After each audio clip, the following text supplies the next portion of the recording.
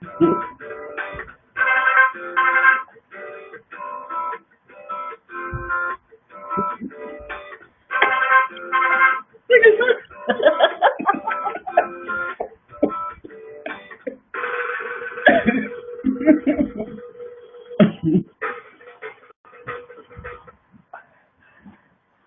viewers around the globe. I am your host, Dr. Afshan Hashmi. I'm having my afternoon tea and welcoming you all to my talk segment with these wonderful authors. My friends and clients call me America's India expert. To know more about me, please visit my website www.drafshanhashmi.com. Today, in my author talk segment in my online book club, I am in conversation with author K.R. Ray, D. Lawrence, and P. Swangan, known as Book Divas on Tour. As you all know, this episode is being recorded and will be shared on various social media platforms. Ladies, ladies, I am delighted to welcome Book Divas on Tour. And can you please tell me about yourself and how you got where you are today as an author? And please show your books to my viewers. How did you come together as a group? Well, thank you so much again for having us, Dr. Afshan. We really appreciate it. And my name is K.R. Ray, and let me pull up my books for you. I am the author of the Colors trilogy. So my books are The Colors of Friendship, The Colors of Love, and True Colors, and they're new adult books. Which one of you ladies would like to go next? I'll go next. My name is Dee Lawrence, and I'm the author of Gotta Let It Go, which is a romantic suspense novel set in Baltimore. And here's the cover of my book. Okay, take it away, Sandra. And I am B. Swangan Webster. Unfortunately, I do not have my book because I sold it on the way here.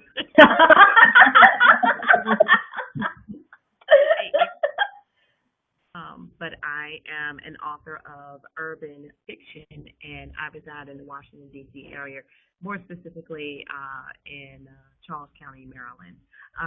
And we are the book Divas.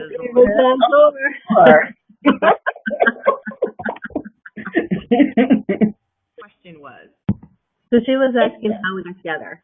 Okay, well, Sandra, you do it so well, so yeah. Okay, so what happened was I was at a book signing with K.R. Ray, and she had just released her Colors of Friendship novel, and we were talking about how it would be great to be on tour. And we said if groups can do it when they release music or a CD, then why couldn't we do it? So we said, well, you know what? We're going to go on tour, and we just were really joking at first, and then we decided. Maybe we should do this. Seems like it would be fun. And so Delia, who was not at the event, we just volunteered her to be a part of our group. And so a couple of weeks later, we said, hey, guess what? You're going on tour with us. And that's how we started. And we were supposed to start in June, but we did not. We actually started in March. Someone was on vacation. Who shall rename? Name.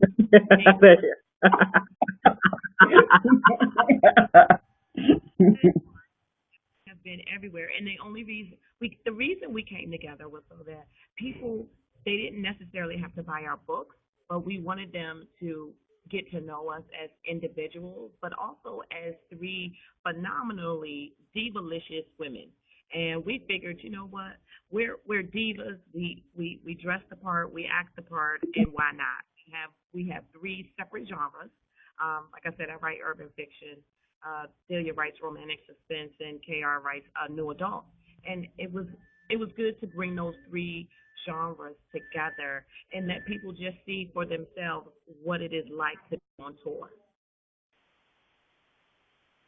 Wonderful. So, can you please tell about your books? And is there a message in your book which you want readers to grasp? Fair.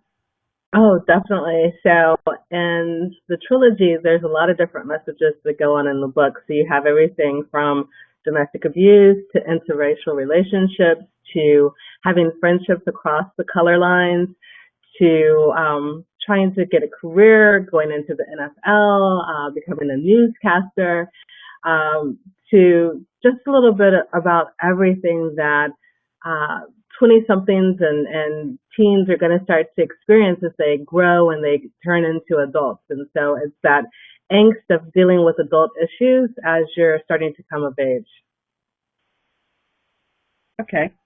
So in my book, Gotta Let It Go, like I said before, it's a romantic suspense novel, and pretty much the relationship is the main focus in terms of the message going out there is sometimes life can throw you a couple curveballs.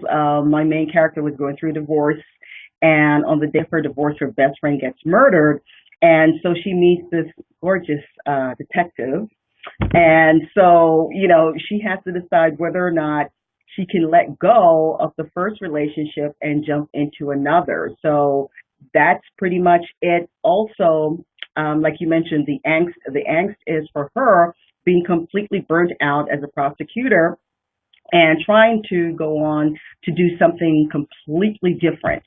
And guess what happens? It's kind of hard because then she gets pulled back into trying to solve this mystery. So, two things are going on there, the relationship aspect, the personal side of things, and also the work aspect. It's like if you're burnt out, what will pull you back to doing what you were doing before? So those are the two messages. In my novel, my novel is titled "Let Me Just Say This." It follows a couple in the Washington D.C. area who are dealing with a lot of demons in their home life. And my book, it does have a serious message in it because it talks about self-esteem, it talks about domestic violence, it talks about how teenagers or children are affected by both. And so with October just finishing up and it being Domestic Violence Month, I was really able to capture a new audience that really took you into what it was like to deal with that. And even though the subject matter of the novel is written as a fiction piece, with the Ray Rice situation that happened, it gave a lot of people some insight as to why Janae Rice was in the situation she was in and why she chose to stay or why she chose to do the things that she did. Wonderful. So, do you ladies write on a schedule or it just comes to you? I think you should take that one first. Oh no. I can tell you. Okay, so you put me right. Okay, up close and personal. There was no set schedule for me. For the longest time, I haven't written anything. Well, I've written like poems and so on, but I haven't really touched anything in terms of writing the sequel to Gotta Let It Go. It's going to be a three-parter. The first is called Gotta Let It Go. The second is Gotta Have It All, and I'm sorry, Gotta Get It Back, and then Gotta Have It All. The idea has always been there, but it's a problem for me, because I'm involved in so many different things to sit my butt in a chair and put pen to paper or just start typing. But I can tell you this much, and I'm so happy, and that's why KR is smiling, B Swangin is smiling. Why? Because I'm on a roll right now, and I am so thrilled to be just churning out the words every day. The goal is to complete the first draft. I've got to get it back by the end of this month, and I will be up late at night, early in the morning, and getting it done. So I'm very excited about that. And for me, I don't have a set schedule. It's just whenever the mood strikes me. However, I work on like a lot of different things at one time. So I finished book number 2 because my book is just like KR's, it's a series, and just like Delia's. I finished the second book, which will be out early next year, and so I'm working on my first murder mystery and working on just another urban drama dealing around a middle school. But I do not have a set schedule. It's just like I find I tend to write more when I'm stressed. So the beginning of a school year, because I work in the middle school, is very stressful. So I've been writing a lot lately. And for me, I'll go back and forth between the two. So generally, I don't necessarily have a set schedule. I'll take time whenever I can to sit down and write. But when I really get into it and really get into a role, I will find myself typically writing every evening and going from there. And then any other time that I have on top of that, I'll definitely jump in when I have opportunity to put some more words to paper. Wonderful. So, what inspired you ladies to become an author? What was your inspiration? Well, for me, I just always loved to write. It was like something I did in middle school and elementary school and high school, and a teacher, my senior year English teacher, really was the one that pushed me to finish writing a story that I started in her class. And so for me, it was like easy. When she said you should finish this, I was like, oh, I'm so on it. So that is what pushed me. I got encouragement from a teacher, Miss Body. I always try to give her a shout out. She gave me encouragement as a senior in high school, and that's why I write. Okay, I pretty much write because it's second nature to me, and I've always been surrounded by books. Um, I would say quite a few of my family members are teachers, so I had no choice but to be either in the library or, just be hanging around, and books would be everywhere.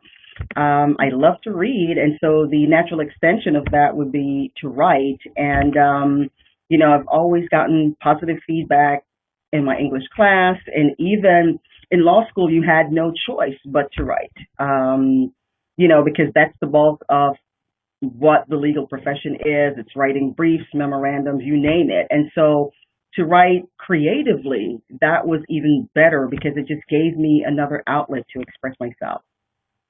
Definitely. As Dee said, surrounded by books all the time.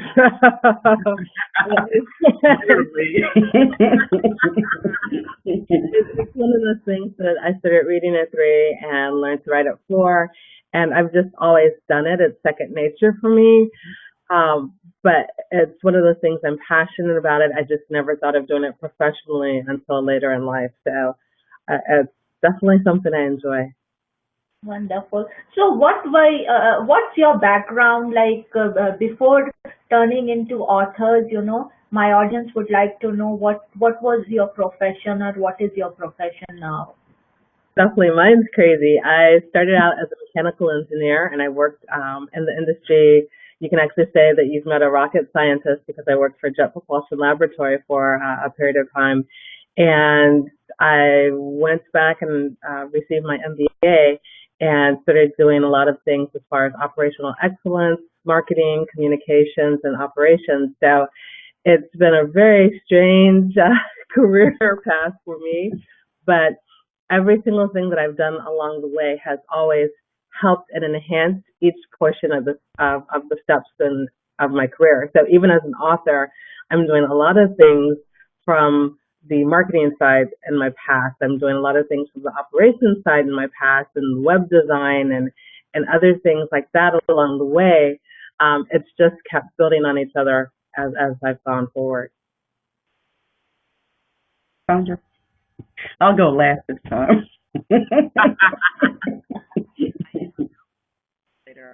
Disciplinarian administrator. So, I mean, and that's what I still do from my big girl job. My big girl job is I work in a middle school. This writing is what I plan on doing full time within the next year. So for me, I've always loved working around kids, but I always try to write whenever possible. And a lot of times in school now, they don't really um, have it where kids are encouraged to write or read. It's almost like it's a chore for them to do it. So whenever I get the chance, well, whenever they're in my office and I'm, having to straighten out a problem that is happening, their assignment for me is they have to read. They have to read a book and they have to write me a report. And so I'm using what I do in my personal life for my big girl job right now. And I guess my, as Sandra put it, big girl job is I'm an attorney by day, and it's it can be very daunting at times because there's so many different issues that hit you. I came in this morning and emails from a few days ago wanted to set up meetings already. And even though I didn't plan on having that particular meeting on a particular day, I have no choice. Because when they say, well, this is what you need to do, and as part of my job, I got to do it. So the creative side, I really enjoy doing that. And sometimes I will write poetry. Like last year when I was stuck in terms of writing the sequel to Gotta Let It Go, I was writing poetry. I was doing oil painting. I also run a writer's critique group. I've been doing that for 6 years. So, I mean, there's so many different things that I'm involved in within the community, as well as my day job and as a writer. But altogether, collectively, I think it makes me a more well-rounded author because I can pull from so many different areas. Wonderful. So, do you as a group would like to collaborate with other authors if opportunity comes to you? What qualities would you be looking in your collaborative author partner? Like besides you three, you must be getting lot of requests, that we want to be book divas. So what qualities do you look for that? Because this is a very innovative idea, book divas on tour. Mm-hmm. Fair. Just lost Sandra, but yeah, so for that, we definitely like to have people that can fit in with our personalities and love to have fun and can be on the run because we go all the time. And then also somebody that has a bit of a business sense as well, because even though we enjoy having fun, this is at the end of the day a business, and so they have to have the same kind of goals and ideals and inspirations that we have as well. So, do you want to add anything to that as well? I totally agree, and I'll just piggyback on that, is that we need someone not only to fit in with our craziness, but we can get a little crazy, but we're being tame now. But someone who's also flexible in their schedule because there's so many things going on. We have monthly meetings actually to plan, just looking ahead at the different activities that we're going to be doing. And so, the planning is important, and we also have tasks that we're each assigned to do. We have things to follow up on. We have to reach out and find venues and secure the time and the place. And I think more than anything else, we are a collaborative sisterhood of writers, and I think that's what we would look for. Someone who can actually gel with us. Where's Sandra? Yes, we lost her. She'll come back. Yeah. So, what obstacles came in your writing path, and how did you overcome that? There. Something that Dee mentioned before is just finding the time. A lot of times, if you have, a big girl job or another job, a day job, where you have a lot of demands there, as well as with your family life and even some things going on in your personal life, just making sure that you carve out that time to actually write and sit down and hone your craft and continue reading other authors and staying in the game. That's really a big thing. I know all of us struggle with it from time to time. Just finding that time to, keep honing your craft, keep writing, and keep connected with what's going on in the industry. And I totally agree with you. And I think for the times where, I was just simply being lazy, and I'll be honest with you. When I get lazy, it's so easy for me to say, okay, let me see what's the latest thing on cable. And then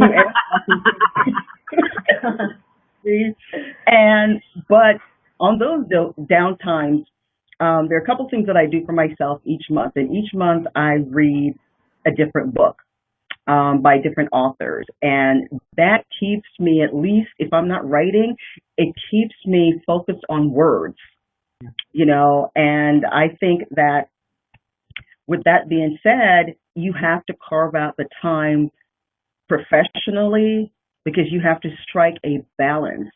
I get a massage because I'm stressed. Every month I'm stressed.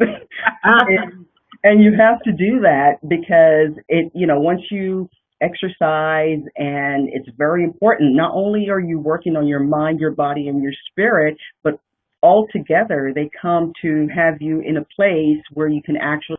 It's one of those things as, you hear this so much in the U.S. now, as making sure that you're taking care of your mind and your body and your spirit. And it's just another part of that. You have to do that to just stay in the game and keep on top of your craft. So definitely. Absolutely. And seeing that 2015 is on the horizon, Oh, I don't try to do a lot of resolution. I just say, well, what did I mess up in 2014 and how am I going to make this better? And you take it from there because, if you did something and it failed, guess what? You don't want to do it again. You just try, different avenues, and you tap into different resources, because I know that since we've been on tour, we've had it was like a snowball effect.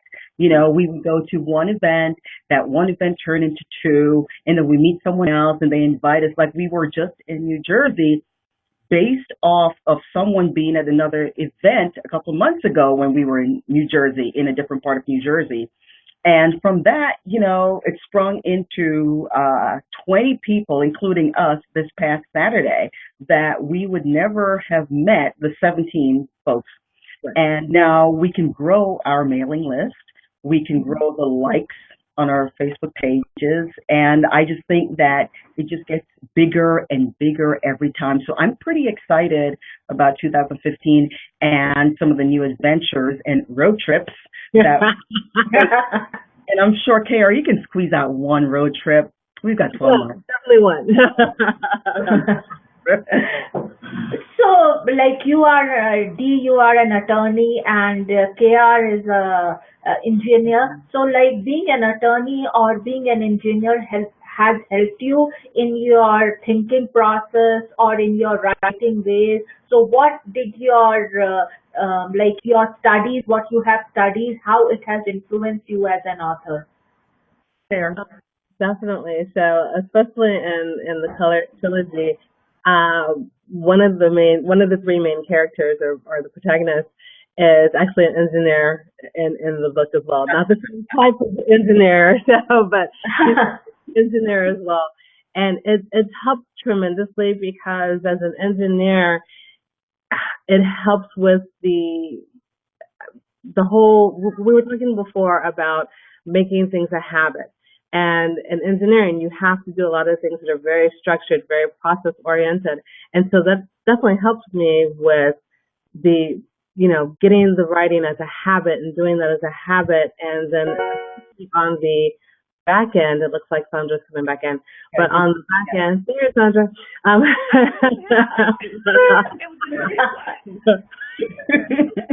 So we're talking about how our careers have helped influence us with our writing, but a lot of different marketing and different promotional aspects, and having that whole knowing how to put together something, to do event planning, to work through that whole process has definitely helped quite a bit. And I would say for me, the main character is a former prosecutor, and I tell people it's not me. Even though, Sandra, you think it's me, don't you? Okay. But anyway, I think it's really helpful because there's police procedures and also legal terms and procedures that I've mentioned in this novel. And for those that I'm not clear on, because I don't do criminal, I have friends who are actually criminal prosecutors, and then I'll tap into their knowledge for certain things. But I think it helps a lot because I can keep the rhythm, at least the legal side of things, in a good flow. In other words, I'm not making it up because I don't know what I'm saying. Legitimately so, I have the background to rely on in terms of having solid information. And for me, I honestly didn't know that I would be writing that. So when I started I visited women's shelters and things like that to help me get the true sense of what the story should be like, and some of the, what the women's thought processes were, and while writing it. And as far as going out and trying to find a market for it, it was funny because the market actually found me when the novel first came out. The Chris Brown and Rihanna situation had just happened, so everybody was trying to understand what was going on, and why is she still there. And because it is a re-release, um, just as it got re-released, the Ray Rice and Janae Rice situation happened. Oh, elevator video coming out, and then it was like, oh my gosh, why is she still there? And it just seems like it has been very timely. So I haven't really had to do a whole lot as far as seeing if there's a market for it, because there is a market for it, because people are trying to understand how that situation can happen and what has brought it to the forefront. And as far as marketing it, I am a marketing director part time, and so for that, I'm just I'm always on Facebook and Twitter and stuff like that. So marketing for me comes pretty easy, but I'm always willing to learn, because KR is like, she's a guru in that as well. So I Yes, talk her sometimes. yes. So, ladies, do you have literary agent or no? Or if yes, then how did you find a literary agent? So for I me, did not. Dee, what about you? No, go ahead. You can start. So for me, I actually did go through the process of getting traditionally published, and so I went through the whole process of trying to get a literary agent. And I've been in communication with one agent. We've never signed an actual deal, so she's not my official agent, but she's given me a lot of really good lessons and help all the way throughout the process. So I always call her the agent I wish I had, but we haven't actually officially signed anything. Okay. As for me, I don't have a literary agent, and it's interesting because there's so many hoops and that you have to go through. And I did my due diligence by just looking at all the different ways that you can actually get published. And I said, well, I don't have 2, 3 years to get an agent and then have them shop it around, and then you got to wait a year or so before it comes out. There's just too many nuances.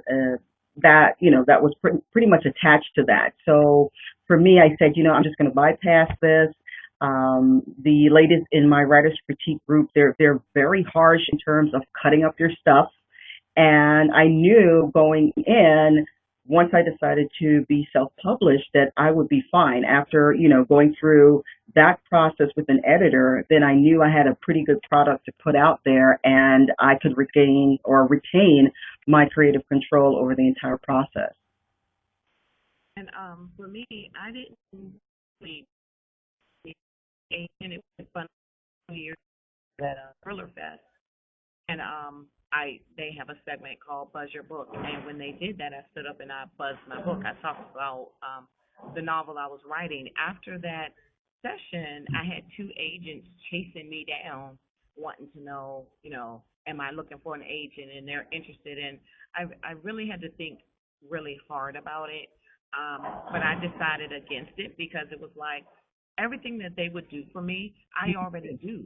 So why am I going to pay someone to do what I am already doing? That just seemed like not a good resource for my money, and I like to shop for shoes, so I just figured that was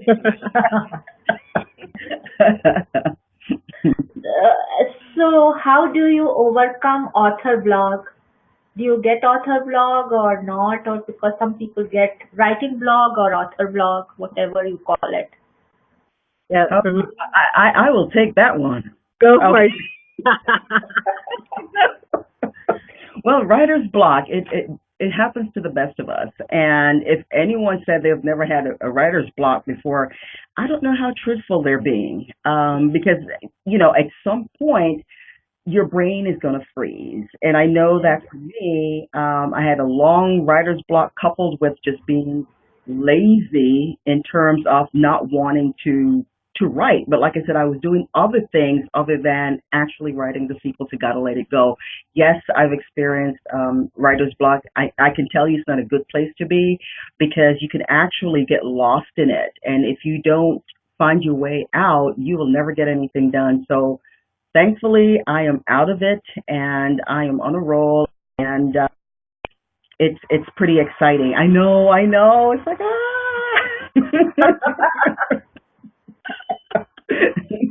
For me, the way that I combat writer's block, and it's so silly. Now, I don't know if I should say it, but I drink wine.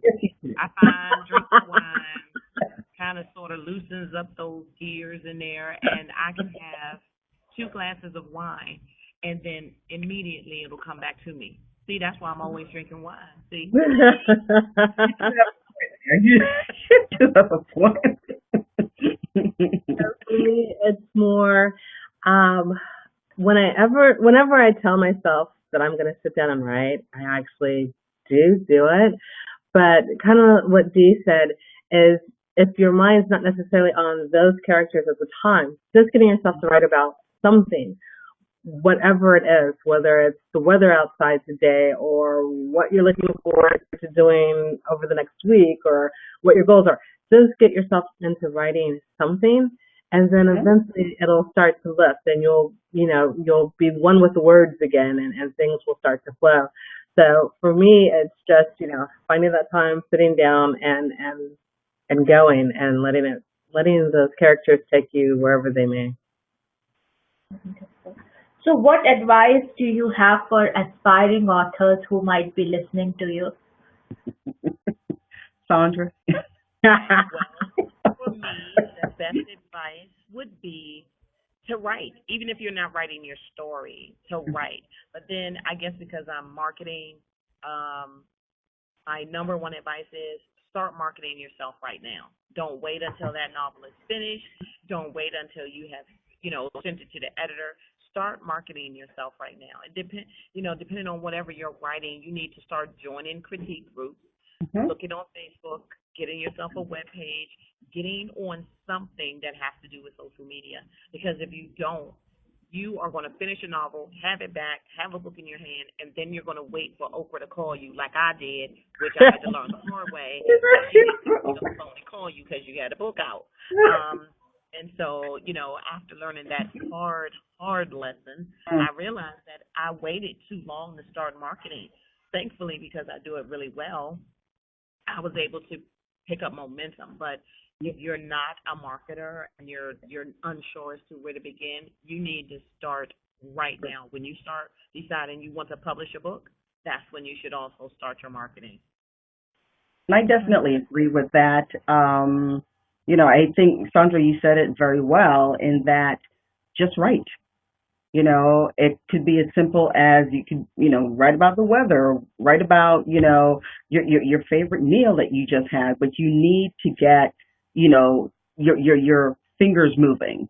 Also, a very good point you mentioned is marketing, because I know that folks, there's this one particular person in my group, they're like, their novel is completed and it's gone out to the editor. And so I said, oh, so what's your website page? She looked at me like, oh, Facebook is not enough. I'm like, no. It's just not enough. You have to have several platforms that you do very well. And we all agree that maybe 2 or 3, because any more than that, you're just simply spreading yourself very thin. But you need to create a presence. You need to be out there so that people can know, like, and trust you. So when you say, hey, I'm coming out with a new book, you're going to have so many pre-sale orders that you're not going to know what to do because you've already pre-marketed yourself. And, your novel is not going to be something totally new because you've been talking about it all along. You've been sharing your experience with your audience, and so they're ready and waiting for it to drop. And I guess, that would be talking about myself as well. Yes. And I totally agree with what both ladies said, because you do have to just write, market yourself. And another tip that I would say that we've mentioned before is just keep reading, because anything that's keeping your mind aware of the wordplay and how you can better use words and different ways to make it flow. That all helps you as you're going through your author journey. So do you have anything else to share with the audience? Saturday was our last official in-person tour date of our. I think it was what 8 months, 8 months that we've been doing this. And so Saturday was our last official in-person date, and I just want to thank the ladies that I had such a wonderful time. Oh, is this a huggable moment? Oh. And we don't know if we always have a huggable moment, at least one, and that was it for us because this today will be our official last. Yeah. Wow. So we just had fun, and we encourage others to do the same. We always think that this is not indicative of just the three of us, but you can't have the name of Divas on Tour because that's ours. Right. That's ours. Everyone that to pair up with a personality, and it doesn't have to be the same genre of book that you write, but get out there and get in front of people. That's my takeaway from all of this. Go ahead, Dee. Okay, well, definitely. I just want to say thank you to you, lovely ladies. And Sandra, you know me and Facebook. We don't really gel that well. But I did see your post where you're stepping on the soapbox, and I'm going to respond. Okay, but I just wanted to say it has been quite a journey, and I couldn't have asked to be in a group with better authors than you guys, and it's exciting.